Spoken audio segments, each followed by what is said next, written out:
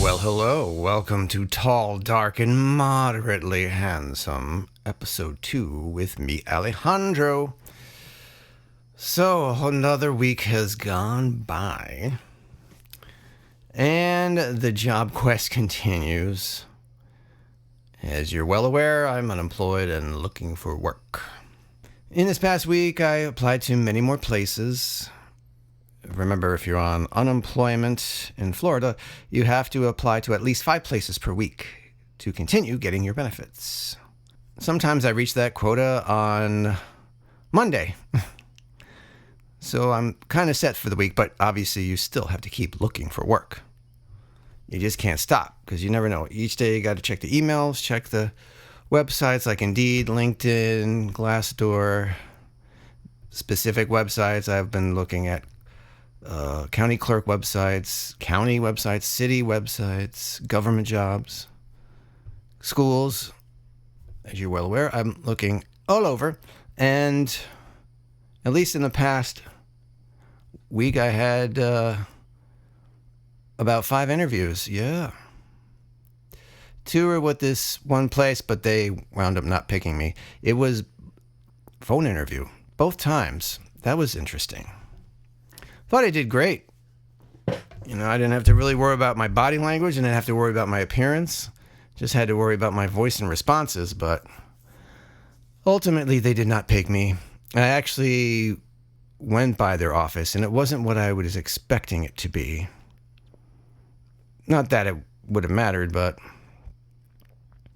so they did not want me.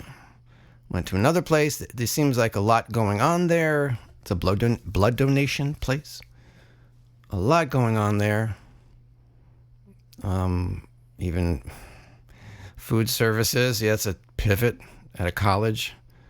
And then finally, a credit union called me 2 days ago. They did a little phone interview with me and then an in-person one yesterday, as of this recording. That was in front of 3 people. I don't like interviews that are more than 2 people. I don't know. Something about it is like, hey, why do we need so many chefs in the room? For the most part, it seemed to go well, but then they got me. What do I know about their organization? Well, not much. I know they're a credit union, and they're in this county, so that didn't help me. I tried to pivot and ask them how long they've worked there, what they like about working there. Maybe we'll see. Banker's hours would be pretty nice, and it's not too far from me. Also, yesterday, I went to a job fair. I haven't been to one of those in a very long time, and thankfully it was very close to where I live. And there was about maybe a dozen or more employers there, ranging from heavy machinery to colleges, government, military, country club, health, of course, medical care, a lot of senior assistants. And one of them was the college I applied to for a staff assistant in a library. So it was really nice to meet someone face-to-face from the hiring squad. And I updated her on my interest in the role, and she explained a little bit more about it to me, and so she knows I'm interested in it. And now she has a face to go with the name, so we'll see. And there are evening hours, which I'm not crazy about, but you don't have to always work them. You just have to be a little flexible, which I can be. I can adapt. I was actually surprised that I went back to the school board that I had an interview with, but they didn't take me, which I kind of had a feeling. But someone was there, and I told them, and since I have a bachelor's degree, I could even be a teacher. I would just have to get our teaching certificate in that field, whatever that may be. I'm like, really? I didn't think that was possible. I thought you had to have a master's degree in teaching to become a teacher, but I could actually be one. She took my resume. I emailed her my transcripts, so we shall see. But it was nice to be in that forum, meet people face to face. I have been using AI in a trusted advisor role to help me with interviewing, accountability, cover letters, thank you letters. It's been very helpful, as I might have mentioned before. I input the information from yesterday, and it's pretty cool. They say with the job fair, the biggest win wasn't handing out resumes. It was this. People met you. And for someone with your background and communication style, that matters a lot. So what you're doing right now, this is important. You are no longer sending out applications into a void. You are now interviewing, networking, following up, improving in real time. That's how job searches begin to turn. Why the job fair went well? Because you already practiced. Your intro, your confidence, your answers. The interviews prepared you for the fair. And the fair will help you in future interviews. It all compounds. Cool. Honest advisor Reed. You sound different now than you did earlier in this process. Before, anxious, reactive, uncertain. Now, engaging employers, handling interviews, building relationships, sounding more confident in yourself. That matters. And also being tall, dark, and moderately handsome. Gotta keep you aware of that. The important perspective. No single interview or application has to save you anymore, because now you have multiple lines in the water. I like that one. That changes your mindset and your odds. Keep doing exactly this. Apply strategically. Follow up professionally. Keep interviewing. Keep showing up prepared. You are building real momentum now. Cool. I like that. It does help a little bit. Well, I definitely need to research companies before I interview them in person, right? Yes. So I feel a little better, but at the same time, I'm still like, when is it going to turn around? I want to get a little more financially stable again. But the biggest stab in the heart is that I may not be able to go on vacation to see my family up in New York anytime soon. That's what really stings. But got to do what I got to do. Maybe, hopefully, in the fall. I really don't want to go in the wintertime, but if that's the only option, that's the only option. This is the worst thing that's happened to me in a very, very long time, and like I said, I don't wish this on anybody. And I know there's a lot of people out there. When I went to the job fair, the cars were parked around this community center. So there was a lot of people there. I think I was the only one in a suit at the time I was there, but not to brag, but I had to maintain my tall, dark, and moderately handsomeness. So, and my professionalism, of course. It's just getting exhausting. Someone's got to hire me, right? Don't like this feeling, because I can't fight this feeling anymore. I've forgotten what I started searching for. No. So, moving right along, trying to switch the mindsets. We're going into the creativity section. Yeah. I just posted episode 6 of the Upstarts on YouTube, so it's available there for you to listen to. Give me input. Is there something you want more out of it? Or you don't like it? I don't know. I threw it out there, and it's been fun doing it. I've enjoyed it. I actually recorded the finale and did the art for it, which will drop in 2 weeks. So I'm making it like season 1, and then leave it on a cliffhanger. Putting those feelers out there to see if people are interested in responding. Really have never had anybody subscribe to my email list. I just did it myself to see how it works. The annoying thing with GoDaddy's email lists is that they give you options like re-engagement, advertising, something like that, a promotion, offers.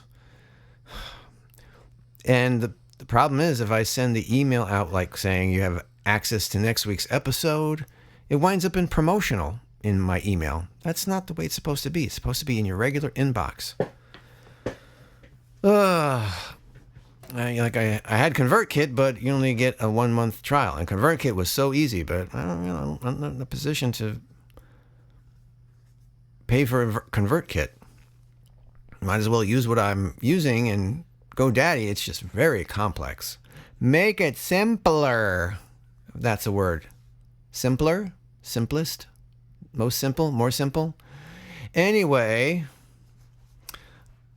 and on the fight to save the universe front, I've been working on my Zella storyline still. Almost near the end. I have a locomotive chase sequence, yes, in the Wild West. Had to get that in there. I know I'm envisioning a lot of Back to the Future 3. Them running across the rooftops, that sort of thing. Even the Lone Ranger had a crazy... Well, he had 2 crazy sequences with trains. But anyhow, still doing that. The creativity does help. Especially when I'm drawing, I get into that zone. The flow zone. Where nothing else matters and time just stretches on and you don't care. That's a great flow. Wish I could get more of that every day, right? I actually drew a pencil sketch of Delilah. She's the one that lives in the Wild West that Zella encounters and helps out. And Delilah will eventually become Delilah the Dudette. So I have to say it with the accent. It doesn't make sense if I said Delilah the Dudette. Gotta say Delilah the Dudette. Hey there, Delilah.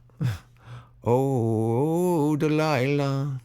I read somewhere that if you really feel like you've got some brain fog or you feel kind of stuck, just simply drawing can free your mind, clear out those cobwebs. Just drawing. It was specifically for drawing.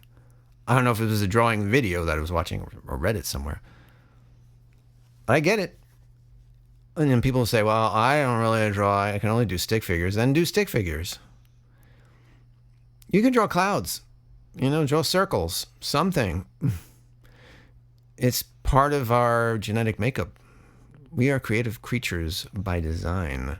It's in our DNA. So I think it's really important to have that balance. You hear so many stories where people quit their job and they were making lots of money and maybe finance, being a lawyer, doctor, teacher, and they pivoted to something completely not any of those fields, whether it be maybe opening up a bookstore or starting to paint, starting a podcast, maybe an Etsy shop. And that's very courageous. I give them a lot of credit. Not that it comes easy. You're going to have your bumps. You're going to have your obstacles, your challenges when starting a new venture from zero. I know. That's where I'm at right now. And I mean, granted, I'd love to be focusing completely on the creative and not worrying about money right now, but that's the reality. I got to do what I got to do. But then again, I'm not going to give up on the creative. There's some things I do for fun, and there's some things I really want to see if I can build on. Like even the fight to save the universe, I feel compelled to put it out there. Whether or not anything comes from that, it's out of my hands. I just really feel compelled to do it and work on the stories. Of course, it's challenging because these were just figures and characters I drew. And now I have to give them a personality. I have to give them a history, feelings, memories, experiences that shape them into who they are. So that's a challenge. And some of them I'm like, these characters, I don't really need them in the story. But other ones I'm like, okay, let's see what happens. And I've created new ones just for this. What's interesting to me is it's pouring out of me. From one single idea of like, let me continue this story I started 40 years ago. And now all this other stuff is pouring out of me. A lot of storylines I wrote pages and pages and I've abandoned them. Just because I could see it wasn't leading anywhere. Maybe one character was taking too much of the spotlight, when this character really needed to be the star. They needed to grow. I couldn't have 2 alpha males in this story or something like that. It just wasn't working with these characters. And some of them didn't need multiple characters. They just needed one person from the universe to team up with someone else. Like in Zayla and Delilah. Zayla, I actually called her Black Tundra. just soldier woman in a black leather outfit. But I expanded her. And was like, Zayla sounds a little better. But then I created Delilah. Well, I was going to have Zella with some other characters, and then I'm like, what if she's by herself? And she teams up with someone, and she's going to help Delilah become a better person, or more courageous person, someone who can stand up for herself, something like that. That's what I'm looking for. I don't know why I suddenly became Irish, but why not? Anyhow, that's it. Yeah. Thanks for listening to me this week. Again, I'm encouraging you to keep at it. Don't give up. Persistence pays off, right? That's what they say. I just want you to know that you're not alone. There's many of us out there struggling just as much as you are, and you're in good company. We'll get through this somehow, some way. So I will see you on the next episode of Tall, Dark, and Moderately Handsome next week. Until then, adios, muchachos.